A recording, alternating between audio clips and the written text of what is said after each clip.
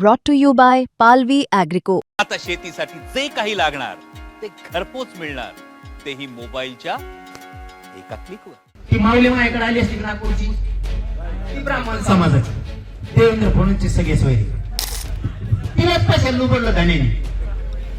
किती खातोय काय खातोय, जर केळ खाय ना तिकडे थोडे गोटे खाय. तिने अशावर जगू नये ते सुटत नसतो. आता ते सगळं बाहेर येत असतं. आता ते सुटतच नसतं. तिने सांगितलं पाहिजे की ही प्रॉपर्टी सगळी ठाण्याची आहे, बाकीची टोळी नुसती ती. आता ते फक्त लिहायच्या कामात राहिले. हळूहळू हळूहळू सगळे मोक्यात घालतो. यांना ठुक नाही. आता यांनी इतका अन्याय केला ना, तर नागपूरच्या मी जातीवरती असतो. ती माऊली माझ्याकडे आली असती नागपूरची, ती ब्राह्मण समाजाची देवेंद्र फडणवीसची सगळे सोयरी, थेट अंतरवाली, इथं तिथं नाही. तिलाच पैसे लुबडलं धान्याने.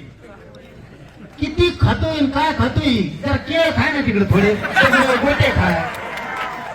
केळा म्हणजे हे केळा आपला आजर भाई अकबर भाई त्यांच्याकडे असते ती.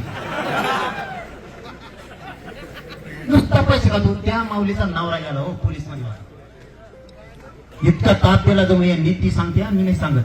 त्याला बेस्ट स्ट्रोक खलास. इतकं टेन्शन दिलं.